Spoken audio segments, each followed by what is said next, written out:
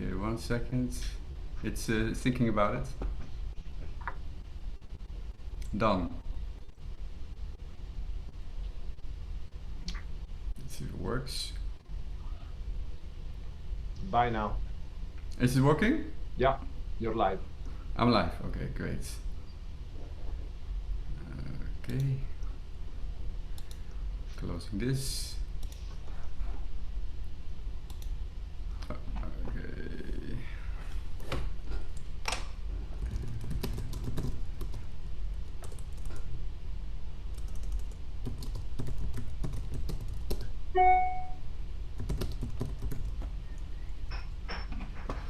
Okay, Marco, Tony's asking how to get in. Do you have anything that I can send him? It's the link that everybody else is using. Yeah, I'm not sure. Okay. The link.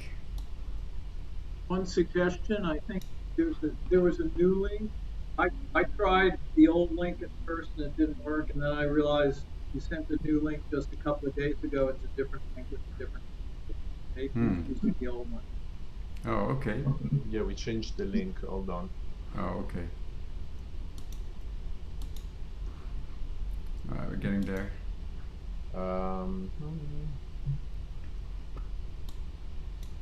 And Andrew, are you still there?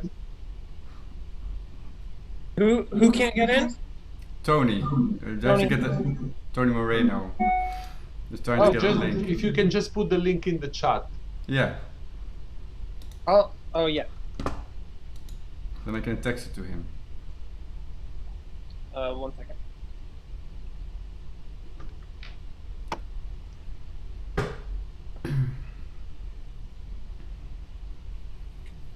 There you go. Oh, that's the whole Zoom thing. That's the link. Okay, great. Cool. All right. Let's get this ready here. Close this. So we're live. Welcome everybody. First I gotta see how do I unmute everybody in one shot. Let me see. How do I do that? Chat. Not sure. It's from participants. Oh, there. Oh, yeah. Okay, great. Okay. And you shouldn't do that anyway. No? No, it's you're streaming your content, right? Yeah, I'm gonna mute also. Okay, so welcome everybody. I muted everybody, but there's a chat box. So if you have any questions regarding the content that I'm going to talk about right now, then please do let me know. And it's going to be a 45-minute thing. And after that, we have ample time to do a Q&A, talk about all kind of things that I addressed. And I'll do a few showcases. So I show it into action also, how this all works. So I'm excited about this. First of all, welcome everybody again. This is a Rhythm Masterclass hosted by New York Jazz Workshop. I'm very proud to be part of our organization. We've been working at it for 10 years. We have a great student body and a great faculty, and I'm proud to be part of this. Today I'm going to talk about rhythm mostly. It's something that I invested a lot of time in, something that I'm deeply involved in.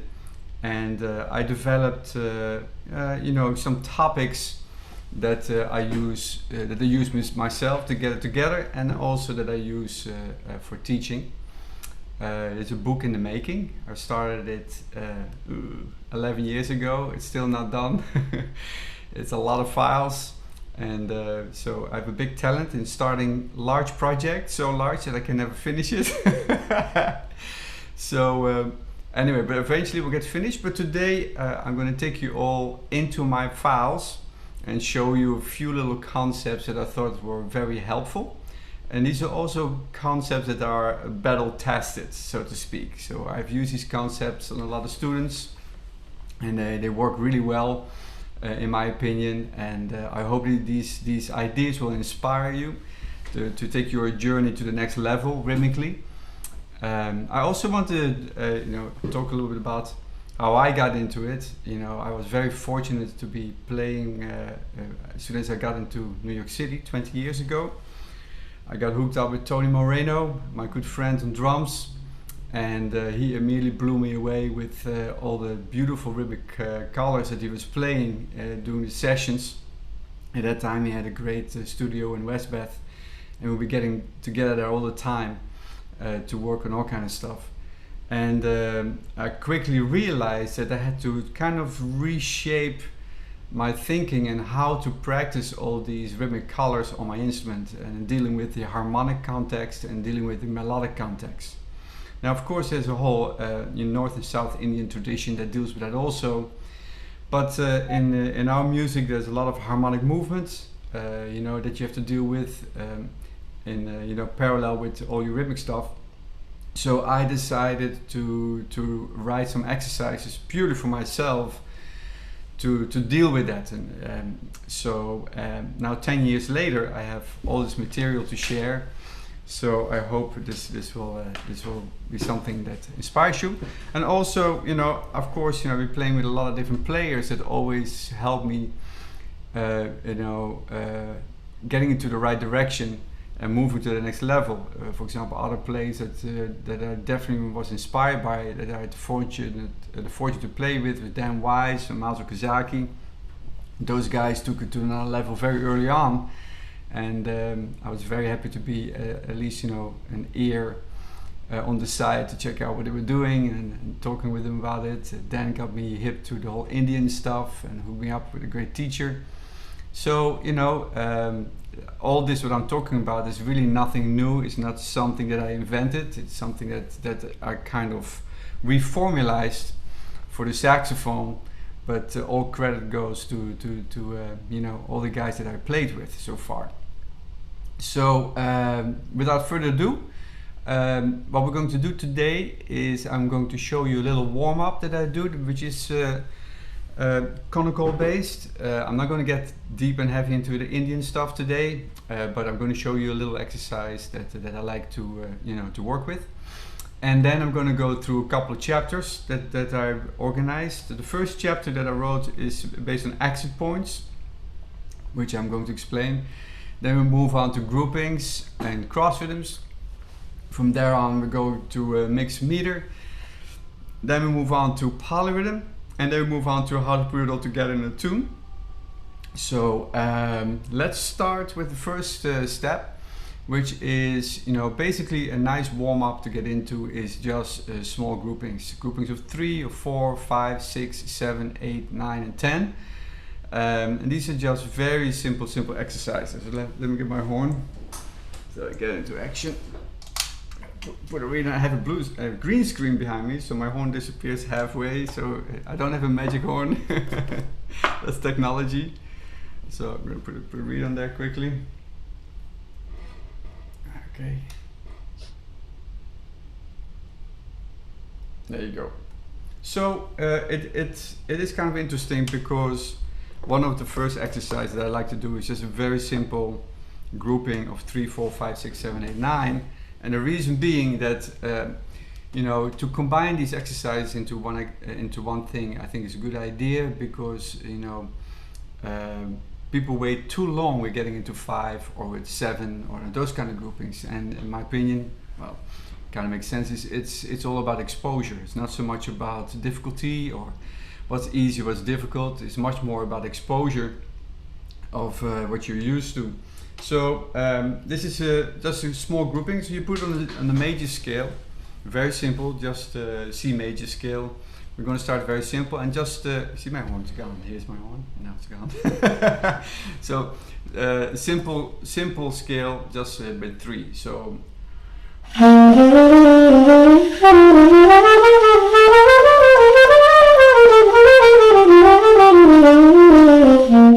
something very simple like that. And then you do the same 4.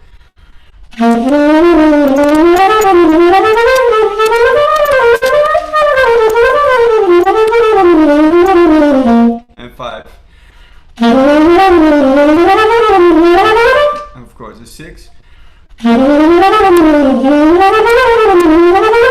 And a 7.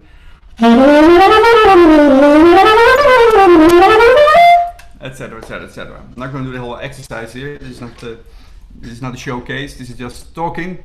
But that gives you an idea of just get warmed up. I did in different tempos right now, but ideally you do just in one tempo and just get it going. Now that's a very generic exercise. So this is just to get your fingers going, get your technique going, all that kind of stuff. But then quickly move on to the next thing. I'm going to show it to you, which I think is very interesting. Opening this up, and I'm going to share it. Just let me do this one more time. Open this up. So there are a lot of different methods out there that you can use to get into different rhythmic stuff. A lot of Indian books, South and North Indian books are out there. One thing that I really liked is very simple, is The Gateway to Rhythm, which is written by John McLaughlin and Selva Ganesh. And this is it's a DVD. You can buy it online. It's really nice. It has them showing how conical works, how rhythm works, and they also showcase it. You have videos and everything. You have PDFs where you see the exercises. So I can highly recommend getting that. It's very simple, but very effective, and I'm going to explain to you why. What I did with it is I got all the exercises and I rewrote it for a linear instrument. So just putting on a scale. I thought that was very helpful for my students, because my students had a hard time sort of connecting these kind of ideas on your instruments. So I decided to rewrite the whole thing. It was approved by McLaughlin and Ganesh. That's really nice. I only use this for my students, but you can write it yourself also. But I'm going to show you an example. So let me go down to chapter 5. This is chapter 5. Okay, let's take this one for example. And this gives you a nice taste of the idea that they have in place. So the idea here is that you have triplets, and here you group it in different ways. So in this particular case, you have triplets grouped in 4, 4, 4, and 4, and then 2. So you have a total of 9 plus 9 is 12 triplets. 18 triplets, and then so this is 4 4 4 4 2, which equals 18. The next one is the same thing, it's just a double speed. Here it's a different thing. It's 3 3 2 3 3 2 2 subdivision, and you do it first in one speed and then another speed. And I think that is one of the greatest power of these kind of exercises, is that you're not staying in one speed and one velocity, but you're moving around constantly in different speeds. And conical is the exercise for that, in my opinion, to really get that together. In every 1/4 note pulse and having all these different rhythms going on. So let me just quickly show you how that works. I put the metronome, I have a metronome here ready. Right now I'm putting it on 70. Now you have a lot of hip metronomes out there, including Tabla Pro, which I like to use. I put it on 6 then, and that gives a real vibe. But just for clarity purposes, I will not do that right now. And now we're going to do just a generic metronome, just so that you can really hear the alignment. So this is, here you go. This I hear a little. Maybe it's because of the streaming. I hear the beats double, but hopefully you guys hear the metronome okay. Is the metronome okay? Can you give anyone a thumbs up? Okay. So I hope this is good, because this is something weird going on with the metronome. Actually, let me do this one more time, because it feels a little weird here. Maybe it's just a tech thing. It's a streaming thing. Okay, well, doesn't matter. Yeah. Hopefully this will sync. So check it out.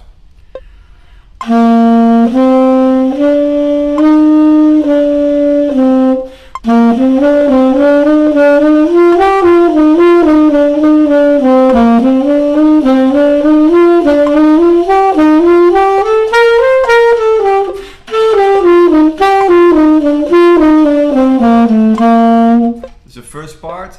Next phrase is this one. 1, 2, 3.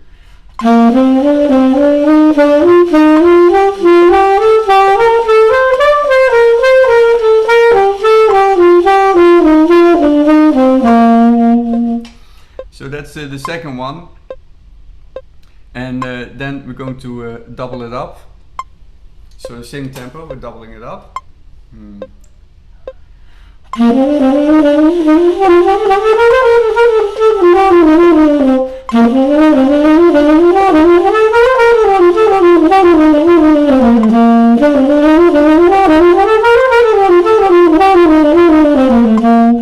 the last phrase. And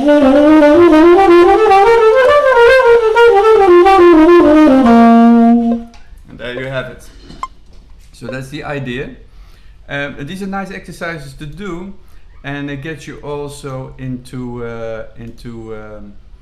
you know, you do this in all keys, so to speak, right? In all keys, that's very important. It gives you a nice facility. You get into the groupings, and then you can put it into a blues or something like that, and get that into action. So you know, you get into a blues, and let's say you do triplets, and this is a blues 1. So again, 1.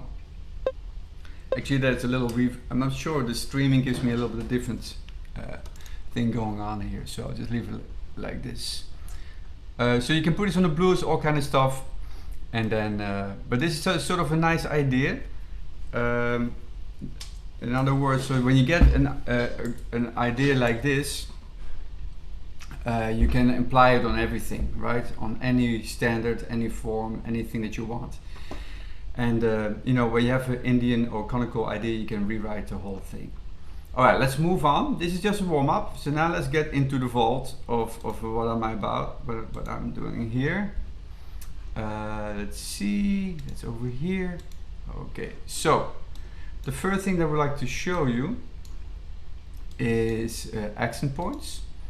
And the first figure, these are just all files that I have only based on accent points, so you can see it's pretty elaborate. So I'm going to start with figure 112. 112, just to give you an idea what this is all about. Okay, I'm going to open this up. I got to reshare it actually. I'm going to reshare it here. Okay. Okay, now we're good. Okay, so here we are. So this is, let me make it a little smaller. So this is the same kind of notation as that notation. It just, some people prefer to see it like this, some people prefer to see it like that. For now, we're going to look at this. This is a simple concept. In other words, getting used to all the different accent points in 5/4.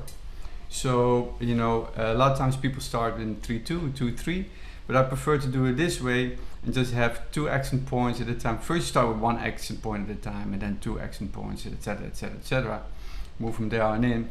But you basically practice these in isolation to make sure that you have a really that you develop a personal relationship with these beats in a measure. So to give you an example, you put, for example, a metronome only on the 1. So let me put it on 30 here, for example.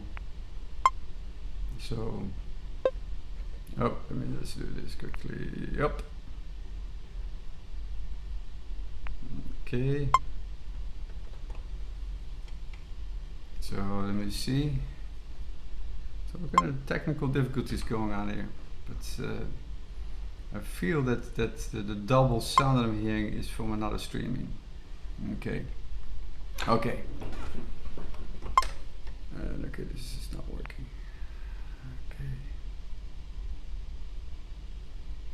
Okay. Okay, so this is just a 1. So let's say you have where you're working on 5. So the first thing you want to do is just group up, warm up with just a 5-note group. So 1, 2, 3, 4, 5, 2, 2, 3, 4.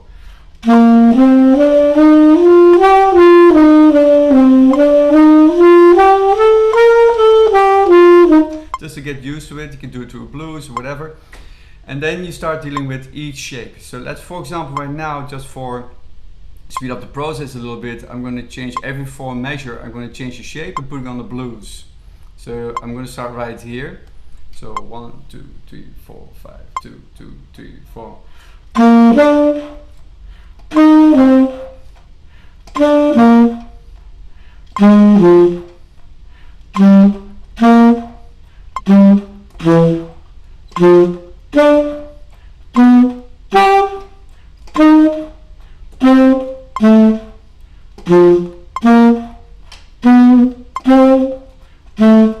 etc., etc., etc. Eventually you can do it every 2 measures, and every measure move down the line. The idea here is you might think, well, I'm only playing 2 notes, am I really practicing? Yes, you are, because basically you have to now be responsible for the whole shape, also when you're not playing. So to feel the rest and to keep your inner clock going is a very important component of this exercise. So you want to keep that going and make sure that that is solid. And you got it down if you can do the blues all the way top to the bottom, changing every measure. This is 10, so you add 2 more measures to it to get 12. Alright, so now we'll move on to the next exercise. I'm going to show you where this is leading to, because this is just a precursor. Then we go to 1, 1, 2B, or not to be. Let me see, 1, 1, 2B. There you go. Okay, so this is a little etude that I wrote for some students of mine. You can do it yourself also. This is pretty much what I just did. I wrote it down here, and then here, this is what I call conversion. So let's say, for example, let's look at this first measure. You have 2 accents here and 3 rests. So what I'm doing right now is I'm changing the quarter note to 2 eighth notes, and I change the rest to a quarter note. I call that conversion. Don't look that up, it doesn't exist, I just made it up. So, so when you look over here, you see 2 eighth notes, 2 eighth notes, quarter note, quarter note, quarter note, instead of 2 quarter notes and rest, rest, rest. So it's the same rhythmic principle, but you change the content. So you can fool around with that. So, you know, this is an etude to read so you can see what it sounds like, but ideally you would just improvise. So I'll show you how that is possible. So you move on. You see here I wrote it down just as rhythms. So this is kind of a fun way to get through blues. You have only the rhythms going on, and so you can change the pitch, you can change your melodic movements, but the rhythm has to be exactly like this. So we something like I'll make an attempt to do this. The blues in B flat. 1, 2, 3, 4.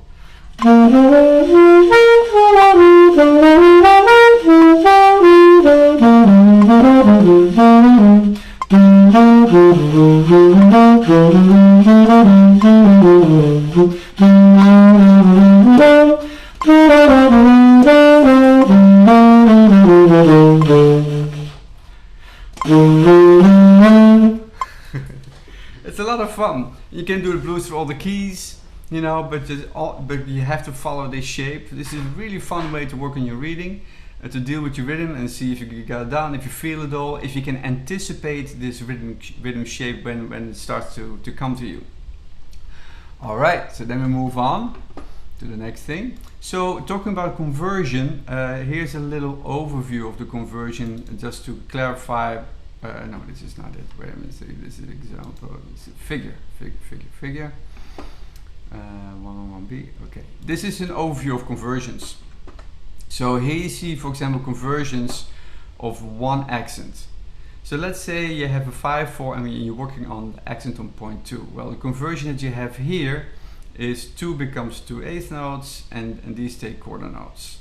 Or you can make a triplet, so you can make 16ths.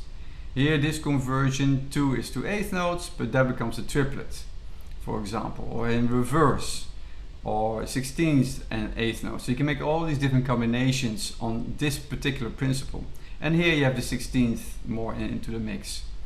So that shows you that you can do a lot of things with just a basic rhythm accent point by just changing the content of each movement.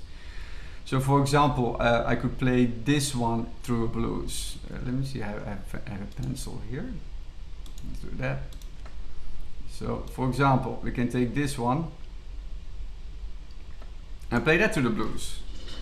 So let's do that. So I have my metronome on 30, so you get an idea. So ideally you first work on that 1 accent, and then you slowly build it up. So let me see if we can get this done. 1, 2, 3, 4, 5, 2, 2, 3.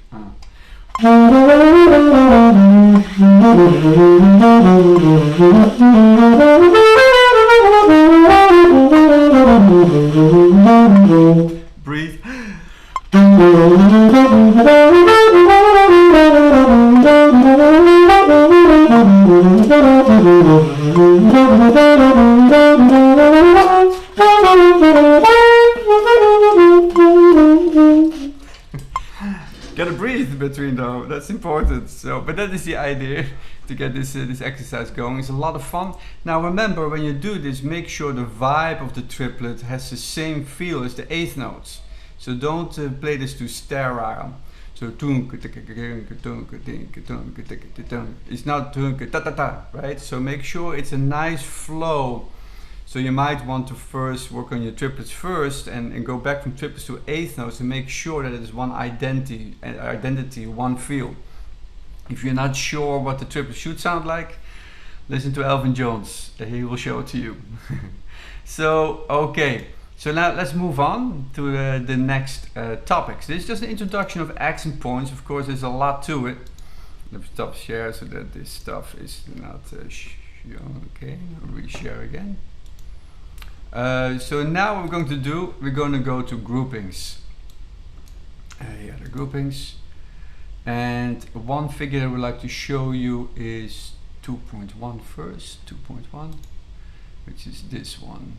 Okay, so this is just a general idea of the groupings you can deal with, right? So this is groupings overview in 4/4. So you can say, okay, I want to work on 3-note groupings. This will be 3-note grouping right here.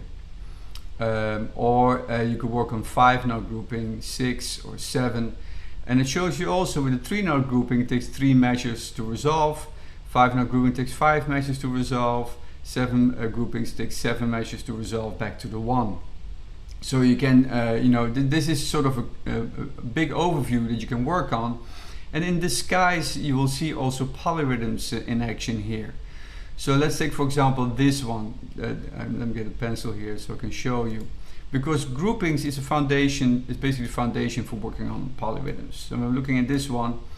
If you take only this one, 1, 2, 3, and 4, if you only play this one and you treat these as quarter notes, then what you really have is 4/3 that you're building up. 8/3 or 4/3 that you're building up. So groupings is a very slow down foundation that you will need to get exact execution for polyrhythm. So that's just a good thing to think about. Let's move on to the next file. And erase this. We'll do that. Yes. Okay, great. So now let's move on to the next file, which is 28B. Okay, so this is an example of 7-note resolution. I'm using here the Indian principle of resolving to the 1. So basically, if this is just an example of working on 7/8 notes. So what you want to do is practice your phrasing and moving backwards. So the first exercise you really want to start with is this one. Not this one, but this one. And you move backwards and add one to the mix. And you know, so that you can really hear the different resolutions of your 7-note phrasing until you get the complete shape. Please do notice that you start here on the 2nd 8th notes, right? Because the real resolution is set. It's 7 measures. 1, 2, 3, 4, 5, 6, 7. Really is a downbeat. But this just shows you what it looks like in four measures. So you can develop a little melody that is 7 notes, and you can just first as a practicing tool repeat it backwards.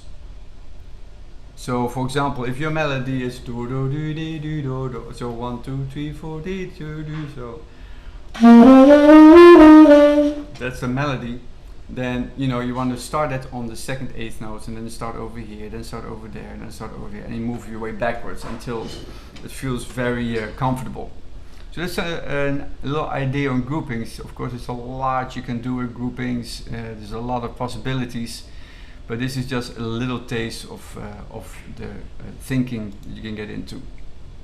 All right, so now we move on to subdivisions and mixed meter. That is okay. I'm going to 318B. This is an overview. Okay, so this is just a simple overview of things you can practice. So for example, here what I did is I have half notes and dotted quarter notes. So you put the metronome on, and then basically you practice this. And then of course you can put different shapes on top of this. So for the first time you practice a shape like this, You can say, okay, this is 2, and this is over the shape of 3. So half note, 2 dollar quarter notes, and you know, make sure you get this down. And when you get this down, then you can change this to 4 eighth notes, and you can change also this to 3 eighth notes if you want. So you can use these accent points as different spots to work on stuff. So for example, this is 5 again. 1, 2, 3, 4, 5, 2, 2, 3, 4. Sorry, 1, 2, 3, 4.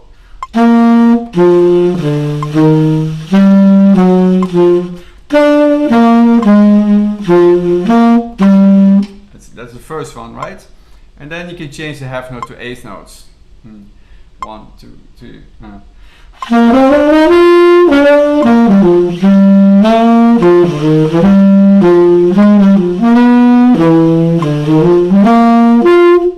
Etc. etc.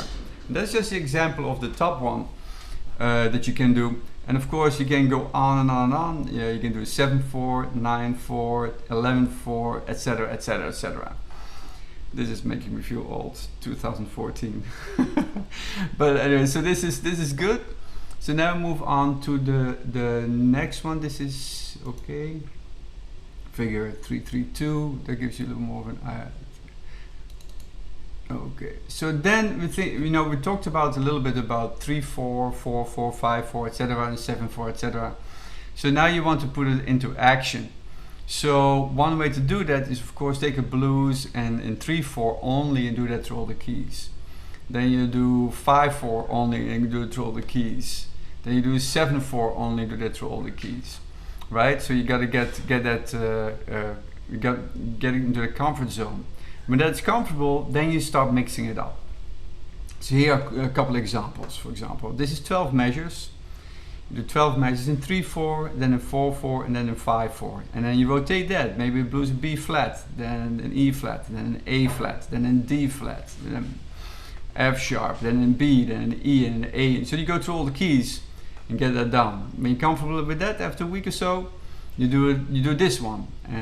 You know, the last 4 measures and the first 4 measures of the next course you change. So this is 8 measures change over 2 courses of a blues. Then you change every 6 measures. Then you change every 4 measures, every 2 measures, until you can do every measure. And move back and forth and change meter every measure. And be aware that the quarter note is constant. The quarter note stays the same. So let me show you how that works. I will not put the metronome on because the meter changes constantly. But first I will do it just with quarter notes so you can hear what it sounds like. So I'll do the last one, 3/4, 4/4, 5/4, 3/4, 4/4, 5/4, etc. Now what you might notice is that the rhythmic resolution is a 3 measure cycle, while the harmonic resolution in the blues is a 4 measure cycle. That's very common. Oh, 1 second.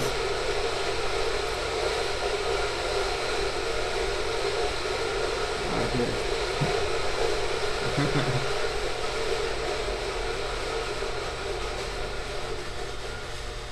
This is the beautiful sound of a coffee grinder. It beats the saxophone every time. So we have here 3/4, 4/4, 5/4. So let me play the quarter notes first. So I'm just counting 4 though. 1, 2,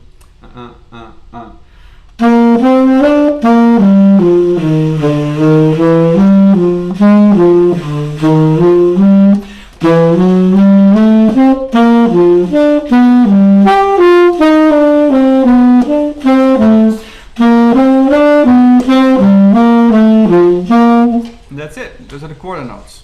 And then as soon as that's comfortable, then you improvise over it.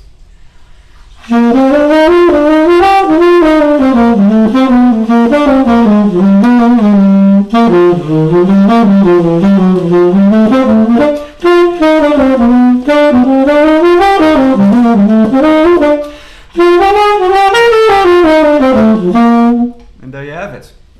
So that's basically just you know, playing eighth notes. As you've noticed, I didn't play any rhythmic variation, just for clarity purposes. Of course, eventually you want to mix it up a little bit and get more variety in your playing. But before you do that, do eighth notes first. Make sure that you have a very clear picture of what's going on. Okay, so now we move on. Now also this is what I call a mixed meter principle. The term mixed meter is used in a lot of different ways by different people. I use it because, you know, you're mixing different meters horizontally.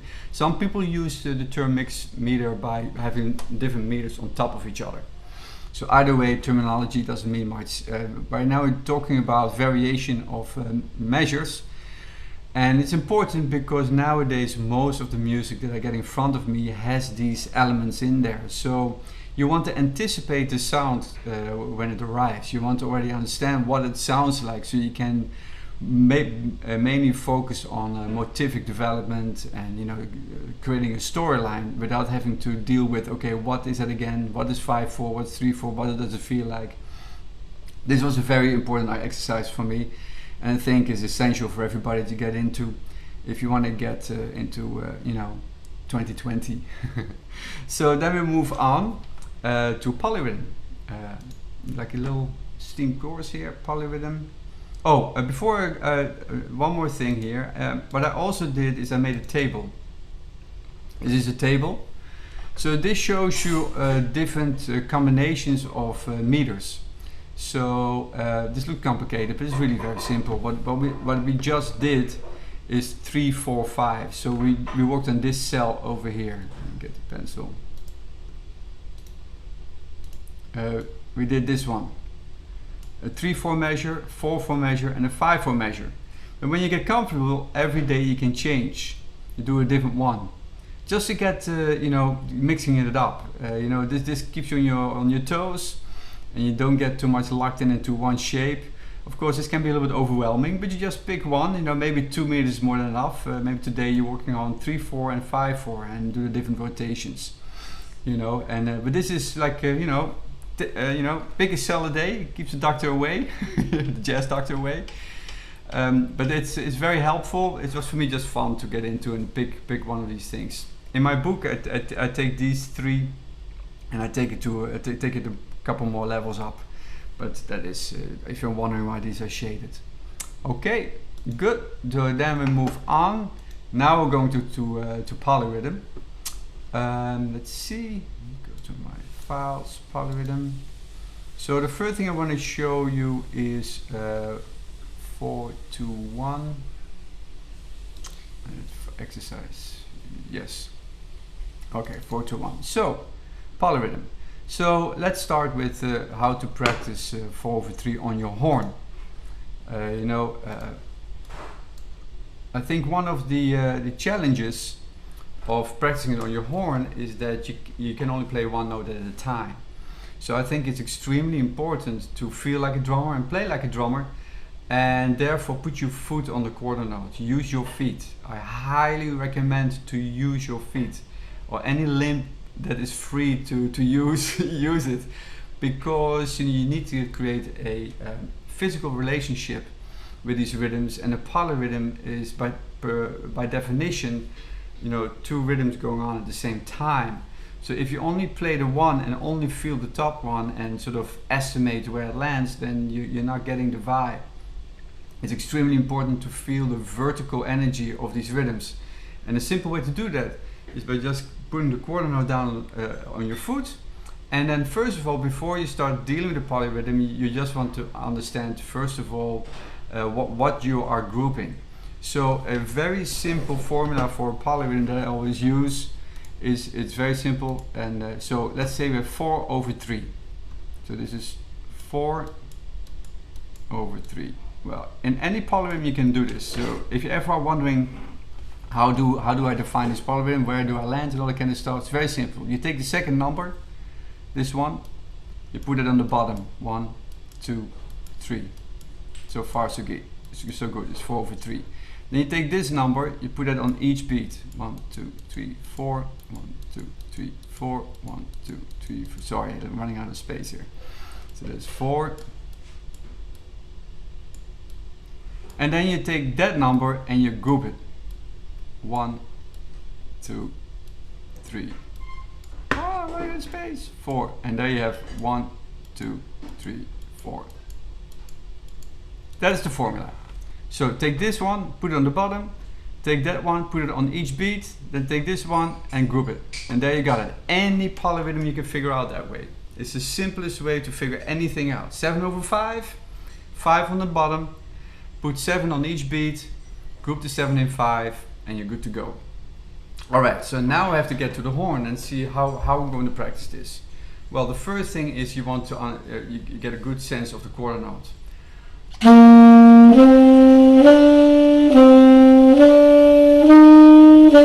You have to have a vertical pulse and it has to be steady. So now that we have that, now we're going to place just our regular 16th notes, because remember we're doing 4/3.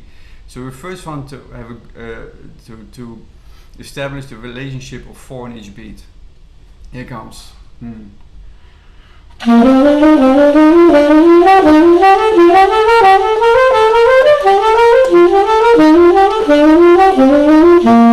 Still the quarter note here, right?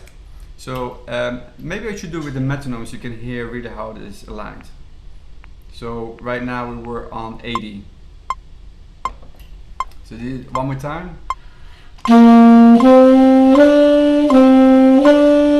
Those are the 3s, now 16th. Etc.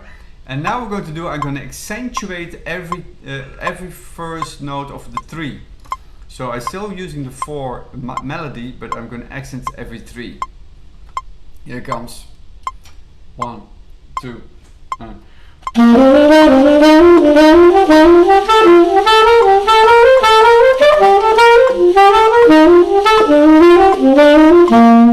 Independent accentuation. They have 3 levels going on. You get the quarter note going on, you get the 4 on top, and then you get your tonguing that has to deal with a different grouping. So there's really 3 layers here you're dealing with, which is a great exercise.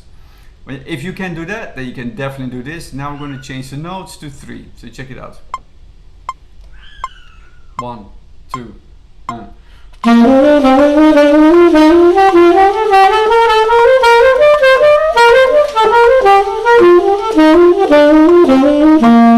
there you have it. Then when that is solid, that is your foundation to then eventually get to just only the first exit notes until you get to this with the 4. And then so these are 3 different ways of writing it. This is sort of the classical notation. This is sort of a Central American version of that, and this is what we're mostly used to seeing. It's all the same thing. And then you can double it up with 8th notes. So I'm going to show it to you. So first I'm going to play this, and then I'm going to play this, putting 8th notes on top of that. And I'm going to tell you why later. So.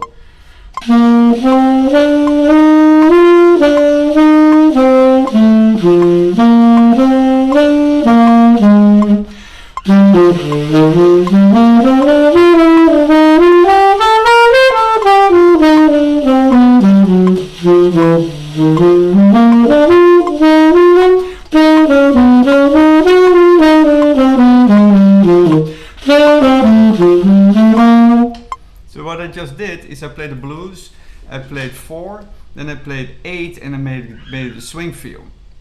So if you're ever wondering, yeah, I like those polyrhythms, but how do you make it swing? Well, this is one way to do it. So what is nice about it is, if you think about it, these are 8 notes.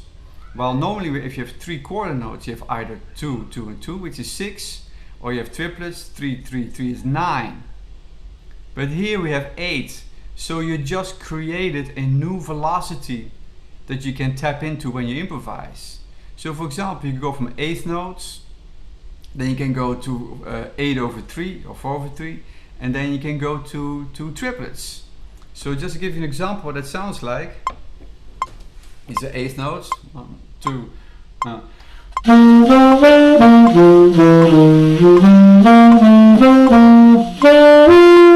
what is the 8th notes? So then we have the 4.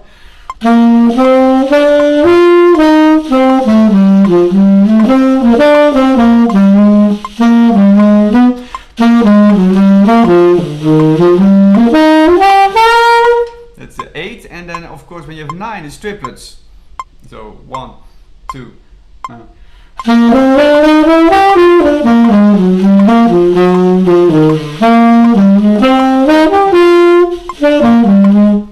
you get all these different speeds. So the beautiful thing about these polyrhythms and building it up is you get all these different speeds going on, different velocities, which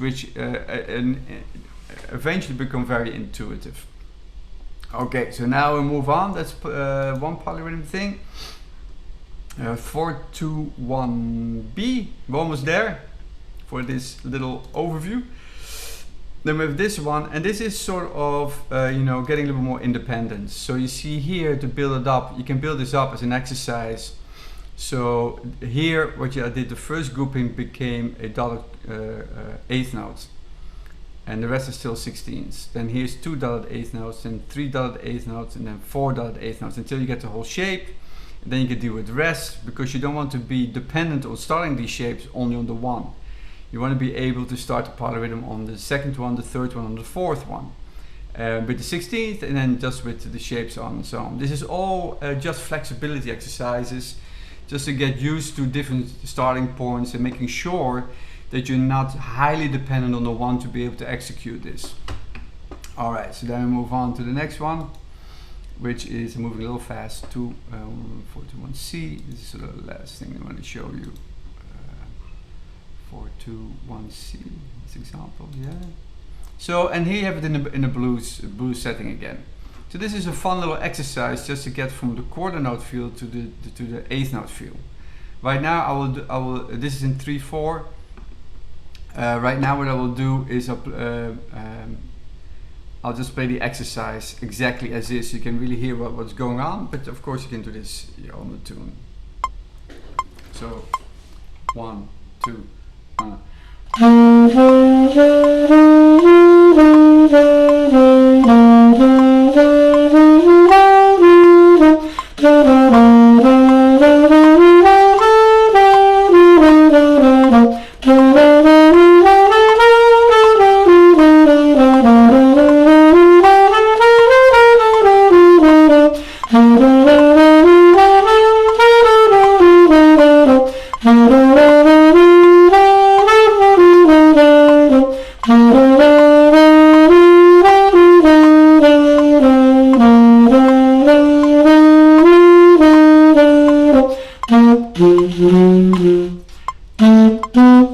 Right, so here we go, that's the exercise.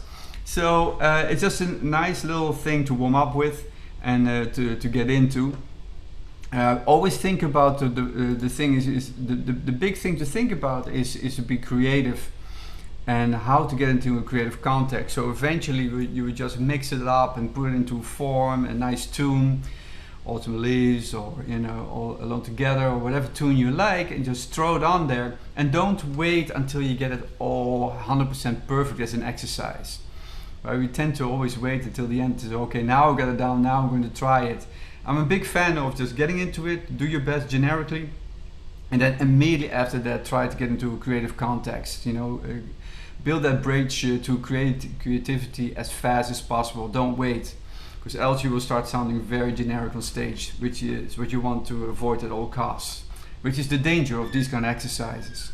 So being creative and put it into creative context, even without harmony, just free playing, that is totally fine. Just getting to it, that's actually a great way to get into. My cat agrees, if you can hear her. So then the last thing I want to show you is what it sounds like in action. So I have 2 tunes here to check out. This is a tune I wrote a long time ago. I'm embarrassed to say how long this was, but okay, there's this one, and we're going to listen to it, and you can kind of hear it in action. Let me just do this quickly. Delete this stuff. Okay. All right, cool. So we're going to listen to, this is a record that I did a long time ago in 1999. But it gives you an idea. It's 2 pages, and they show you these are different meters, 3, 4. You can see how old this chart is because I still use jazz font, you know, the jazz font. Don't use it anymore, but that was the thing. But here's 3, 4, 5, 8, 3, 4, 3, 4, 3, 4, 5, 8, 3, 4, 3, 4, then 6, 8, some variations, different groupings of 3 and 4 and 3 and 2. And then here we have another 5, 8, 3, 4, 5, 3, 4, and then little different groupings. It's not super complicated. It's well balanced. This has Johnny Bear on bass, Nikolai has on piano, I think Reza Bassi is on here, and of course Tony Moreno. So let's listen to this and get a feel of what it sounds like. I hope you can hear this. Actually, I should share it with sound. I almost forgot that. Is it right now? Okay, so here it comes.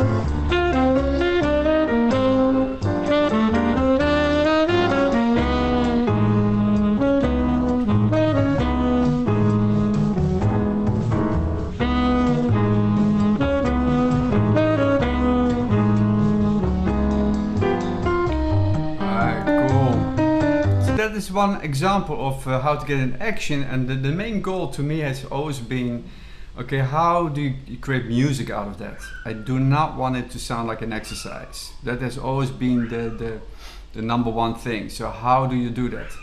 So that's very important to keep in mind. So then one more small little example that I want you to show is, let me see, where is it? That is one way only. Nope, not that one, something. There you go. Let me show this. Something. Okay, so I'm gonna skip the introduction, get into this. This is 5/4/3/4 5/4 2/4 with different polyrhythms, 4/3 and 3/2, 4/3. Do you guys hear the cat? That's a different polyrhythm. And then here's 10/4 shape, and then we go here to 8/4 5/4 variation. So just the composition, let's check it out. This is there we go over there. Okay, here comes.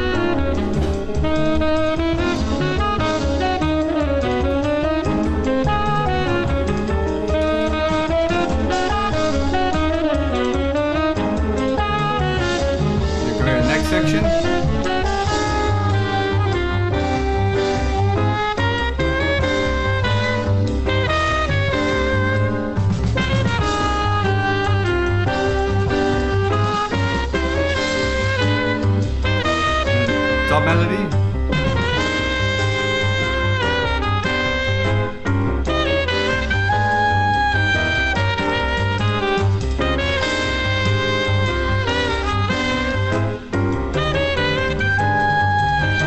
Next section.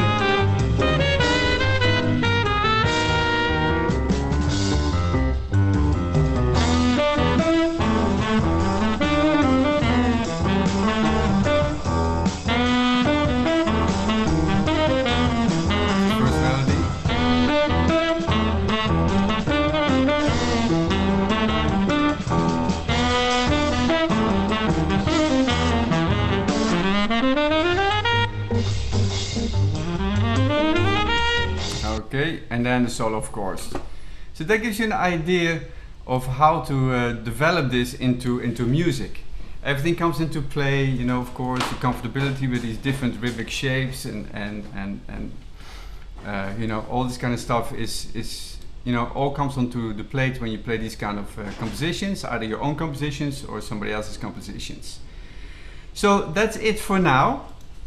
I hope you enjoyed this little introductory rhythm thing. I'll do a rhythm class, of course, with New York Jazz Workshop every Saturday online. If you feel like you want to dive into it, then of course we slow it down quite a bit in the workshop, and we're also dealing with world rhythms, so Brazilian things with Afro-Cuban claves and cascara patterns and bell patterns, all that kind of stuff. Throw it all in the mix. But basically, this is what we do in the class. So now I'm going to open it up for questions. So if anybody has a question, please go into the chat box and tell me if you have anything that you want to address, or you know, anything that you noticed, anything like that. If yes, anybody? No? I just want to say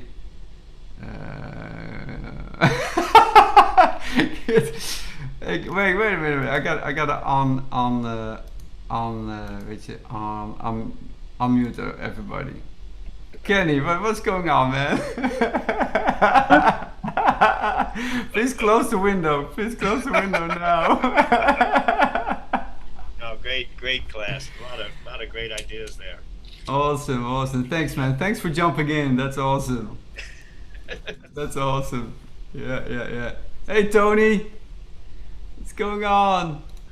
I can't hear you. You're muted. I'm doing very well. All right, cool. Thanks for jumping in. That's awesome. I had to, man. It was beautiful. Thank you. So I hope this inspired everybody. So please keep practicing. Shoot me an email if you have any question. You know, Tony noticed the singing part that the cat was getting into, you know. Like a free improv on top of everything, you know, just to loosen things up a little bit. So, but until then, please keep at it, and always shoot me an email if you have any questions. All right? Thank you, Mark. Thank you, everybody. Okay. Hey, be well, man. You too. Bye-bye. Yeah, bye.